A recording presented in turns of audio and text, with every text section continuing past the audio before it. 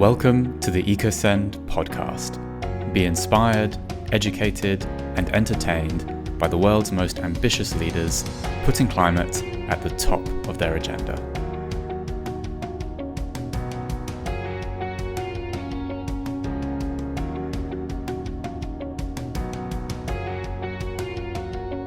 Hi there, welcome to another episode of the EcoSend podcast. I'm your host, James, and for those of you new to the show, the EcoSend podcast is a weekly show where I talk to people in the world of sustainability and overall making the world a little bit better through business. It's usually half an hour, and you can get the show on all popular podcast players and YouTube, so please do subscribe if you haven't already. I am thrilled this week to be joined by Tam. Tam has worked in digital strategy roles for over 20 years at startups and large global organizations, including WPP and Infosys, so some pretty big names. She's led global mobile strategy at Unilever as well, and is now running Halo by Design with the goal of leveraging digital to help clients meet their sustainability targets through activating people. I'm thrilled to have you on the show, Tam. How are you doing today? Really well, and thank you very much for having me, James. I'm very excited. I really enjoyed our previous chats, and I'm looking forward to this one. Awesome. It's great to have you, Tam. I would love to hear more about what you're up to at the moment. So Halo by Design, tell us all about this, and then we'll jump into how you got to running Halo by Design, because I'm very keen to hear more about your background and everything that's run up to this. So yeah, what is Halo by Design? So Halo by Design is a strategic consultancy focused on the sustainability space. And the majority of the work that we do in that space is kind of related to carbon. And our focus is very much once clients have worked out what they need to achieve. So they've set their targets, they know where their biggest areas of impact are. And they've done all of the great work in setting in place the policies, the processes, the partnerships. But then they actually get to the point where they need people to change the way that they behave. And those people could be their employees, they could be their partners, or they could be their customers. And it's the focus of my consultancy is understanding how we can actually shift people's behavior.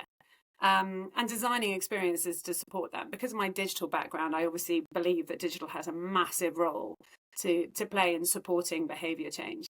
But the reason we're called Halo by Design is very much because I get very excited about the ripple effect. I'm like, if a brand can help a customer change their behavior in one space of their life, it's like the tallest step in a playground. You know, it's really high and difficult to make that first change.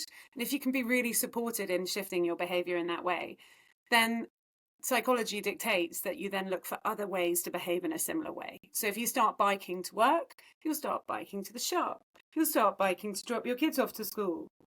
And before you know it, it has that ripple effect, and that will impact your carbon footprint. And even better, people around you start seeing what you're doing, and they start changing their behavior too because of social proof. So Halo by Design is all about working with brands to make that first behavior change easier, and then watching the ripples spread and building the momentum that really we need to see in the space. That is awesome. That's actually a brilliant summary. I really love that. And I think we talked about this a little bit when we spoke before, but it's certainly something we've sort of seen at EcoSend as well, where brands like shifting to thinking about EcoSend or even being aware of it, it then pushes them to think about all these other areas and starts these conversations. And that ripple effect is absolutely real. And it's so rewarding to see it starting. And yeah, I love it. And great analogy too. I really should cycle more. I'm always terrified. It's your point about awareness is spot on, because I think a lot of it is not that people don't want to do things. It's just that they're simply not aware where they can have an impact. So that first step, like you talking to your clients at EcoSend to get to say, do you know your CRM, all of those emails does have a carbon footprint? And then they're like, oh, what can we do about it? It's not as if people are choosing not to do things. It's about sort of helping them, motivating and enabling them. Yeah, 100%. No, all I was gonna say was that I don't get a car instead. By the way, I don't drive everywhere. It's just that I tend to get public transport. instead of cycling. I'm not that bad. But anyway, so Tam, you are running Halo by Design now, which I'm sure we're going to be talking a lot more about on this episode. But you didn't just wake up and decide to do this one day. Or, well, you did wake up to decide to do this at some point. But what led you to be running Halo by Design, and how has your journey into this space gone? I'm keen to hear like where it all started. Well, I think the first thing to note is that my mother was the original kind of 60s eco warrior. So, and she was also sort of tail end of war baby. So she was always very, very focused on not wasting anything. So my childhood was all about like scraping out the last bit of the jar, wearing my brother's kind of hand down clothes, repairing. She was very focused on there are finite resources. We need to be careful with them. So that was always baked into me. My father is a psychologist. So then I had the flip side of that, which was very much like, why do people do what they do? And how can you help them shift if that behavior is not healthy to them? So I actually did a psychology degree at Bristol University. So that kind of was all in the mix. And then I was really lucky in that I had Unilever as a client when I was at WPP, and I was working in their mobile strategy division. And WPP had an agency that focused very much on mobile when mobile was a separate channel all those many years ago. And Unilever, obviously one of the front runners with the sustainable living plan in the sustainability space. There was that, and there was the fact that a lot of the customers that they were trying to engage with and enable were in developing markets where they didn't have laptops, but they all had mobile phones. So in the 5 years that I spent leading the account there and working on the strategy there as at the agency Jewel, I worked on a number of different campaigns that were very focused around shifting behaviour to become more sustainable, with a special focus on kids. Working with their behavioural psychologists. And I absolutely loved it. And I love the power that digital had to make it really easy for people to shift behaviour in areas that they tend to find it quite hard to do. So that was brilliant. And I went to Infosys, which was amazing, 220,000 people. It's an enormous beast of an organisation. And I was, the end of my time there, as the head of strategy at one of their digital acquisitions. And I set up the sustainability proposition there. So the exam question was, how do we leverage our skills and tools to support clients meet their sustainability goals? And so, I just absolutely loved it. And obviously I had a bigger, broader role there. So I couldn't dedicate all my time and effort and focus in that area, but it was an area that I felt deeply passionate about. So that was when I decided, I've done 20 years of work. I've probably got another 20 in me. I think it's time to take those two things, my skills that I've honed over those years and a real passion point, and bring them together.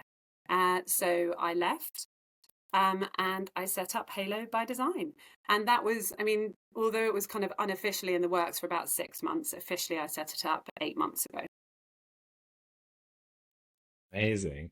And I've already seen how prolific you're being to drive awareness of Halo by Design, and you've been writing some brilliant stuff raising awareness of digital sustainability that we I think that's probably how we end up chatting actually. And it's also kind of, you don't hear it every day of someone leaving such a huge company to go do something on their, starting something from scratch. It's a really bold move in and of itself. But what an exciting time. So I guess with Halo by Design, there's something you've been talking about, or one of the topics you wanted to discuss, which I guess is quite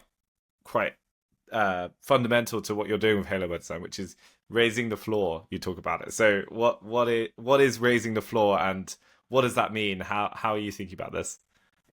Thank you, James. No, I think raising the floor and smashing the ceiling are two things that they used quite a lot when I was at Unilever as narratives. Right. We don't have that so much in the startup world. These raising the floor and smashing the ceiling. So I like the sound of them. They sound great. Maybe. Yeah. What do they mean? I'm keen to hear James, more. That's mainly because you're smashing the ceiling. It's like every single time you're in a startup, I don't. creating the new space. No, I mean, and it was very much all about like, how do you just get the basics right and keep raising the floor? So, you're never quite done. And so first start talking to clients, obviously I've worked in digital for a really long time, developing digital products and services and campaigns and all of those things. And there is a real lack of awareness in the digital space and the marketing space more broadly, that digital has a carbon footprint. So every digital experience that is created, whether that's, to your point, James, and the amazing work that you're doing at EcoSend, whether that's an actual just a CRM email that you're sending, right through to your website, your application, all of that has a digital carbon footprint. And there is, it all adds up. So if you think about the tech industry as a whole, it's got a bigger carbon footprint than the aviation industry. And 40% of that is about how we all use digital devices. So how we use our phones and our laptops and our Alexas and all of those types of things. And that is just growing because those experiences are just getting richer and the number of connected devices out there are also multiplying. So when I talk about raising the floor, a big part of that is the education piece, James, you were just talking about, the analysis that we've been doing in the space and trying to raise awareness of the fact that when you're creating a digital experience, you really need to be thinking about how heavy it is. And this is not a widespread thing. I know this from conversations, and we also assessed 161 UK B Corp sites and found that well over 50% of them had the worst grading of carbon footprint of the sites. And it's not because they're doing anything wrong. It tends to just be because of that lack of awareness. People just make richer and richer and richer experiences, and they put more and more stuff. And that might be the beautiful videos that start playing, or the very large images, or it might be the coding in the back end. So you can very easily lighten your digital carbon footprint once you're aware of it without impacting the customer experience. In fact, there are definite benefits in terms of costs, as again from EcoSend, that the costs around hosting, the speed at which things load, without any impact on the actual experience and the customer has. So when I think about raising the floor, it's very much like, how can you just look at your digital estate and make sure that it's as light as it possibly can be? There's so much to dig into there, actually, Tam. I'm so glad you shared some of that. I think for those, I will try and make sure we link to it, but the study on B Corp websites was actually really, I think that was what caught my eye originally. And, I think from some of our conversations, like the B Corp assessment is actually really underplays digital sustainability in quite a big way. And I think there's quite a few people sort of pushing to add more to that, because I think overall in B Corp, like the climate piece is probably, some might argue it doesn't go far enough. And I know their standards are evolving, but I think it kind of goes hand in hand with the education piece as well, with like the more people are aware of the digital side and that having a carbon footprint of any sort, let alone starting to measure it and let alone doing something about it. We're still such a long way from addressing that on a broader scale. But I thought the B Corp assessment was really interesting.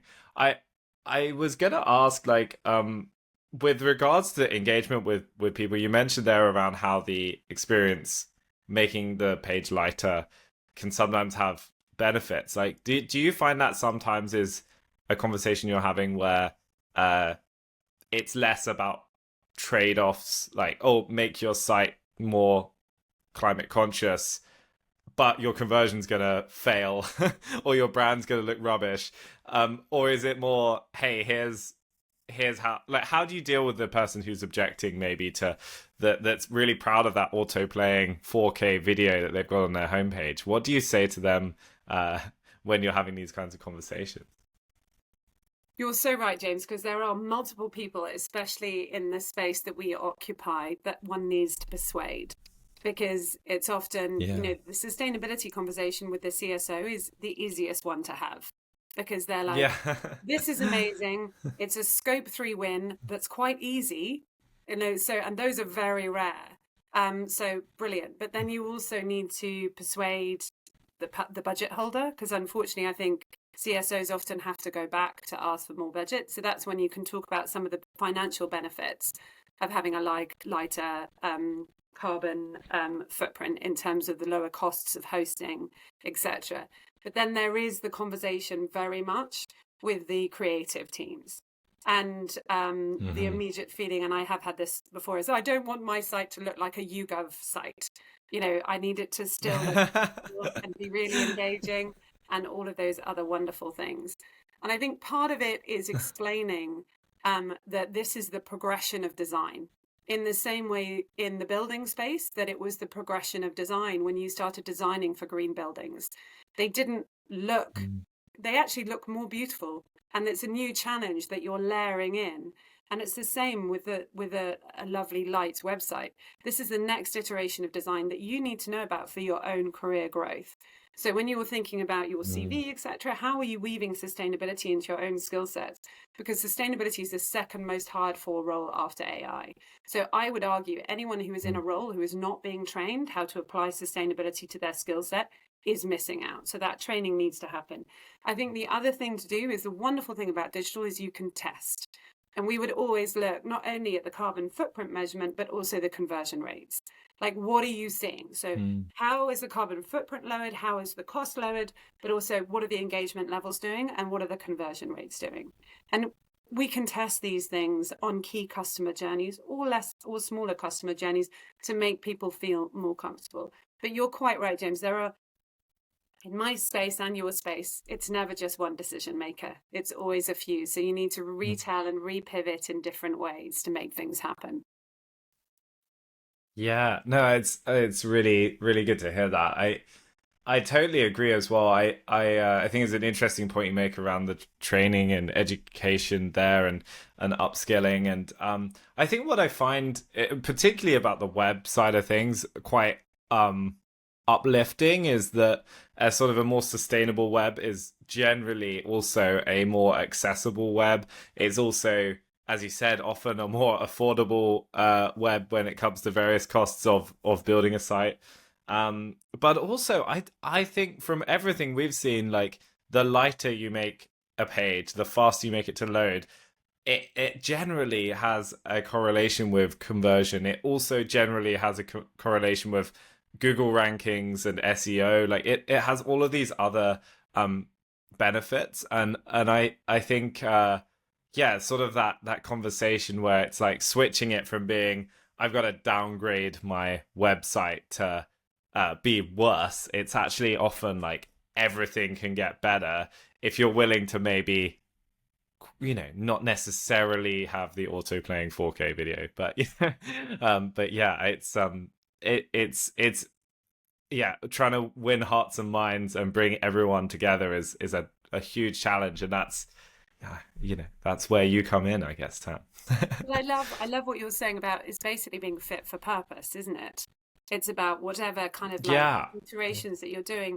And I think that's where I really want this to get to. I think it shouldn't be something separate. The carbon footprint shouldn't be something separate. It should sit alongside what you're saying about accessibility, etc. It should just be one of the many metrics that you're observing. So with our clients, what we do is we start by looking at what they have and saying, this is where the biggest challenges are. This is where the weight is. Now fix it. But the main thing is that we advise, we do the training, and it's about how can you weave the measurement and KPIs into your overarching measurements and KPIs. So whenever you're doing QA for an existing page or a new page or whatever, you're, as a matter of course, looking at those metrics and looking at the metrics for the whole site. So it should never get bigger than a certain size, and always monitoring that rather than it being sort of separate that's being run out of the CSO's office. It should be integrated into the business along with those other KPIs. Yeah, absolutely. I feel thoroughly inspired already about raising the floor. What about smashing the ceiling here, Tam? How are we going to smash this ceiling in a responsible way? I love it. I love the tagline. So I'm really excited about the power of digital, and I've seen how well it's been used especially because I was the early days of mobile before the iPhone. Everyone was like, "You're never going to browse the internet on a phone. What are you talking about, Tam?" Now you look at like how mobile has just driven consumption, and it's driven social, and it's driven all these other areas. And I'm really excited about it being leveraged to actually drive the shift around, the 5 key behaviors that we need to change. I'll always forget one, but it's, transport, food, energy, consumption, and transport, food, energy, consumption. I've missed one, but it'll come back to me. But it's like, how can we start to use digital to start to drive that behavior? And I think there are a number of different ways that you can do it, but a lot of brands say to me, but why would I do it? Like, why do I need to get involved in behavior change? Like, what's in it for me? And I think a big part of it is normally your scope 3 goals. So like the FMCGs, like Unilever, etc., have goals about what happens to their products, how much water is used when you're using them, how much, what happens to the product at end of life. A lot of their actual emissions sit within that scope 3 area that they can't control. So in order to meet their sustainability targets, they really need to be engaging consumers. The second thing is it protects the greenwashing. You can't just say my product's great without actually kind of like walking the walk and helping people use it in the right way. If your Persil is great at being used at 30 degrees, what are you doing to make sure it's actually used at 30 degrees? Or if your product is fully recyclable, what are you doing to help people bring products back at end of life? And I think the third area is there is an area of risk. Like, increasingly regulation is biting, so that brands are responsible for what happens to their products. Pepsi was sued by New York for the amount of plastic and tin cans that were in the river. Wow. And we're seeing regulation coming in Europe about the microplastics and paying for microplastics that actually end up in the system. So there is, for the risk side of things and the FD, like, how do you put that on your bottom line, the risk of those fines? And then the fourth area is that consumers are actually really asking for help. Like 88% of people really want brands to help them do the right things with their products. And a lot of them just don't know what to do. So a lot of times when I start saying, use digital to support behavior change, people go, why? And back to what we were saying before, James, about like the multiple people you have to persuade. And then, you start thinking about like, how can you actually use digital? And I love digital because you can make very minor tweaks to existing journeys, like adding a couple of lines to an email. And I'm going to talk more about that, James, because I know that's what we were chatting about last time. But it's like, you can just put nudges into existing customer journeys just to nudge people to behave a little bit more sustainably around delivery options, for example. Or Skyscan has done it really well with their climate conscious flights. So just by putting the little leaf by the climate conscious flights, 159 million people have picked that option. So it's been it's just a tiny tweak, and it made a huge impact. And the same thing goes, we worked with when I was at Infosys with a carbon calculator. They were having real issues around shifting transport behavior. And we just understood the customer well, understood which behavioral levers to use, and just put copy changes through an existing journey and dropped the emissions relating to carbon footprint by 40%.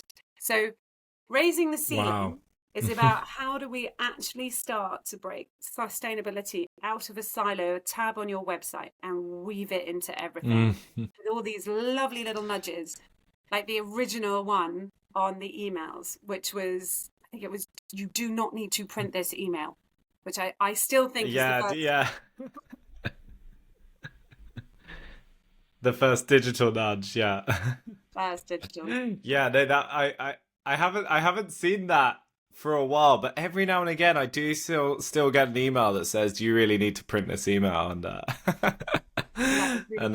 again, I do not need to print that email, definitely not.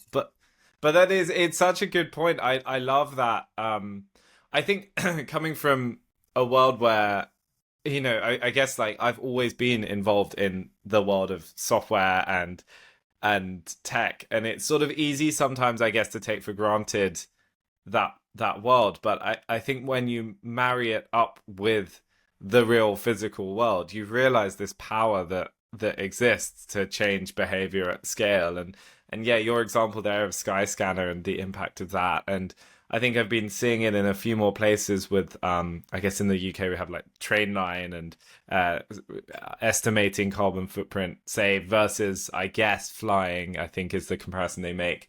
And then also Shopify has their, for consumers, their shop app where they automatically try and calculate carbon footprint of your delivery and help you find more sustainable delivery options. I think the knock-on effect of that as well is really interesting, where it's like you start seeing this more and more, and those little nudges, they all add up, as you were saying earlier, around people's individual behavior change and thinking, well, why am I not seeing those? It starts being like, why am I not seeing those nudges on this other company I use? Like, maybe that's a bit strange. Or thinking about asking those same questions in other parts of their life where it's less visible. So yeah, it's incredibly powerful, isn't it? It's so powerful. And I think, as we were saying at the beginning, there are areas where people aren't ready to make a change, but there are a number of different, like, low barrier to entry, easy things that people can do, which, to your point, starts them on that journey. So it's like, no, actually, I will opt for less deliveries in a longer period of time for carbon footprint. And those things are all priming you, to your point, to make some bigger changes. Like the next one might be what I do on Amazon, which is I have everything delivered to my co-op so that it doesn't have to do last mile to my house every day.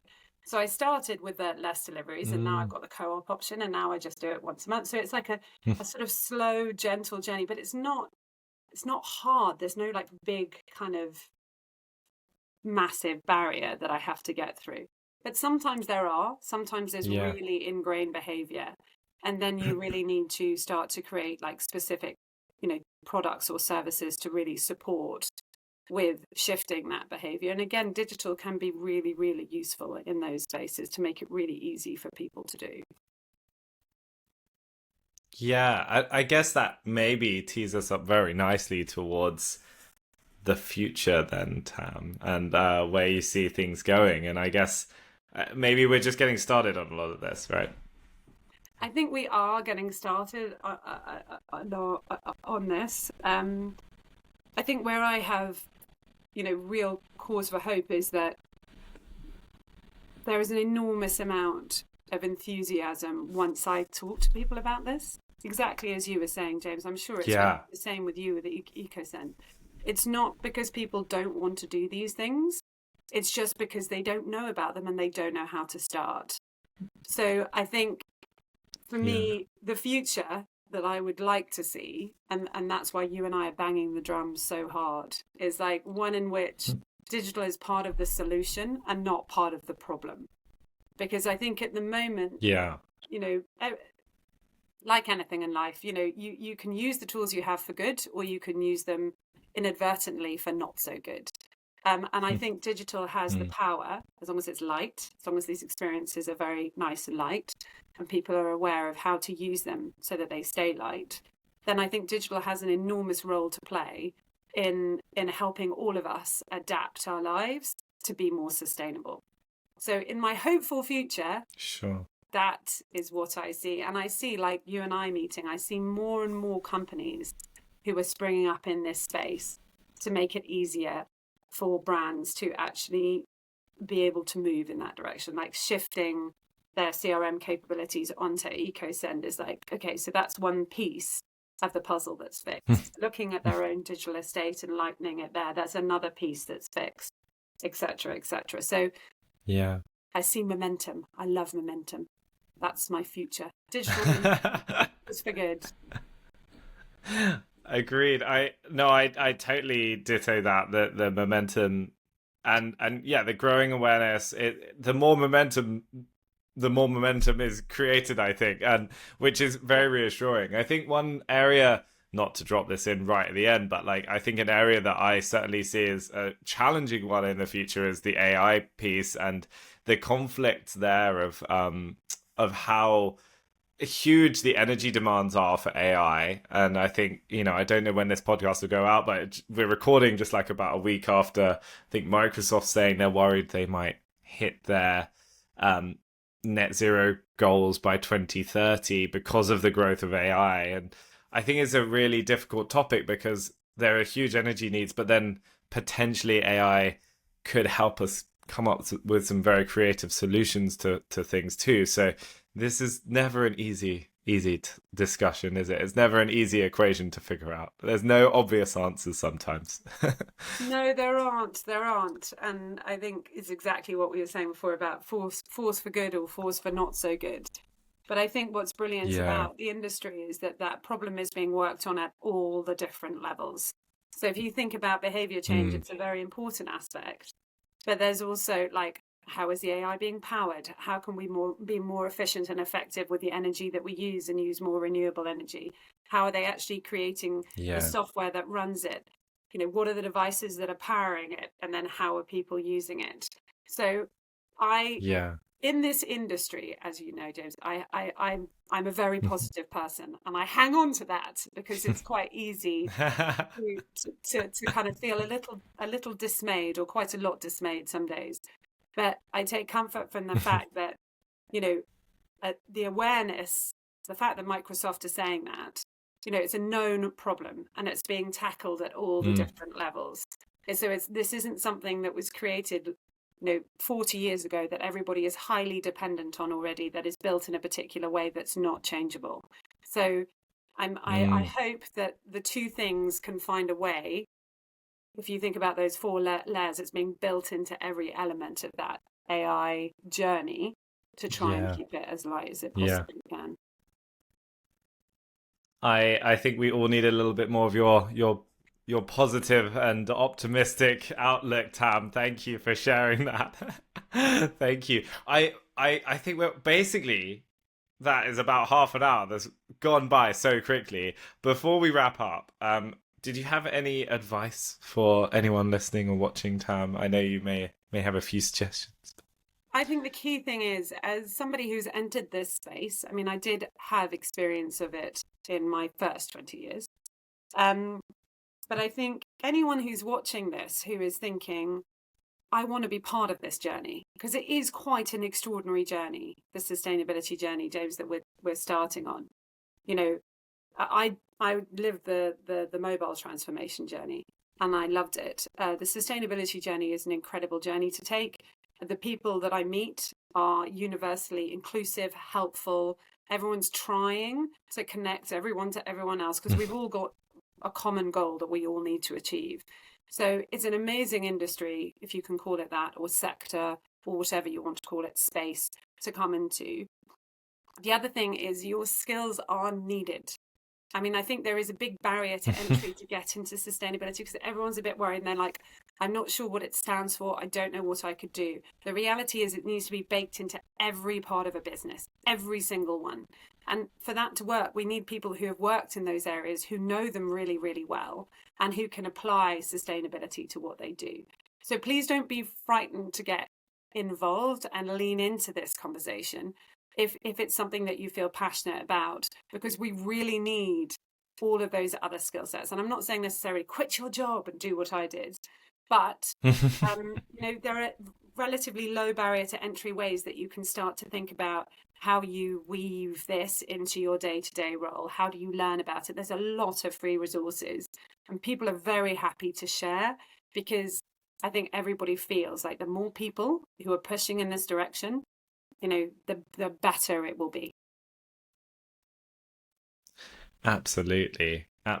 Well, that is a fantastic place to wrap up the show, Tam. Thank you so much. I'm going away into my day feeling very energized, inspired, motivated now. I hope our listeners are too. I'm sure they are. So thank you, Tam. If you would like to learn more about what Tam's up to, please do. Well, I would definitely recommend following Tam on LinkedIn. We will put a link to your LinkedIn in the show notes, because you are sharing some fantastic pieces on LinkedIn. And go check out the website halobydesign.com if you'd like to learn more. I think that's all your links, right, Tam? Anything else you want to share, or no. Is that everything? Yeah. Yeah, okay. That's everything. Okay. James, thank you so much for the time. And I'm looking forward to, staying close to EcoSend and seeing what you're doing as we all push together in the same direction. Amazing, Tam. Thank you so much. Yeah, we are all in it together. So thank you so much. Thank you for joining me, and thank you to everyone for listening. If you've enjoyed today's show, please do tell your friends about it and share it on all the channels you can. And thank you for joining us, and we'll catch you next time. Cheers.